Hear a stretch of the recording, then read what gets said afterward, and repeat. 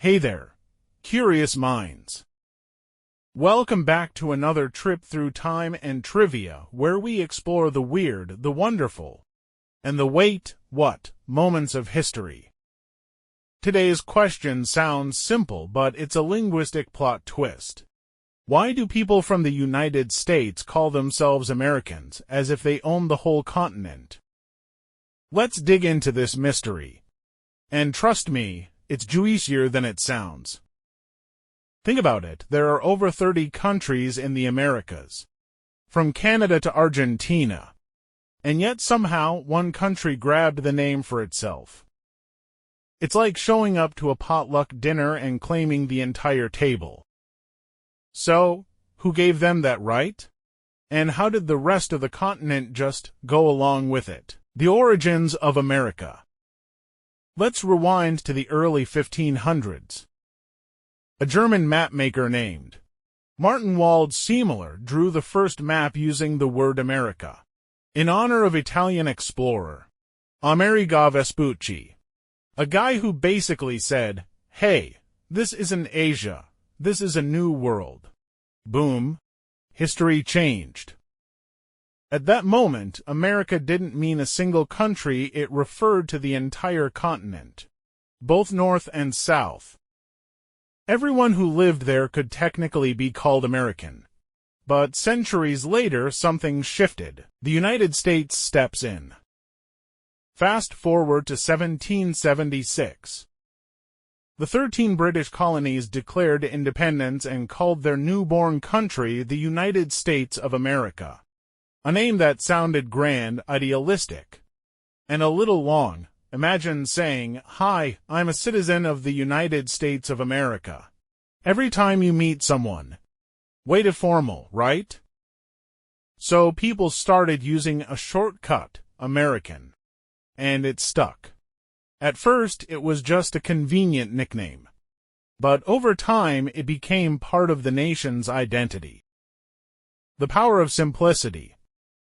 By the 1800s, American was everywhere. Newspapers, politicians, even foreign ambassadors used it constantly. The term was easy to remember, powerful, and honestly kinda catchy. No one was calling themselves United Statesians or Usonians. A few people actually tried that, but thankfully it didn't stick. Sounds like a brand of batteries. And as the U.S. expanded westward, Louisiana, Texas, California, the name America began to symbolize something bigger than geography. It became an idea. Manifest destiny and the myth. In the 1800s, the concept of manifest destiny took over. It was the belief that Americans were destined, even chosen, to spread across the continent. This idea wasn't just political. It was emotional. It made America synonymous with growth, freedom, and progress. At least, that's how it was sold. And by the time Hollywood, NASA, and Coca-Cola came along, the word America had gone global. It didn't just describe a place, it described a dream. When people said the American dream, they weren't talking about land mass, they meant a lifestyle. The controversy. But not everyone's on board. People from Mexico, Canada, Brazil, and the rest of the Americas also live in America. So when someone from the U.S. says, "I'm American," others might roll their eyes. Really? We're all Americans, buddy? And they're right, technically. But language doesn't always play fair. It follows power, culture, and repetition. And for more than 2 centuries, America became shorthand for the United States because that's the voice the world kept hearing. Finally, words have power.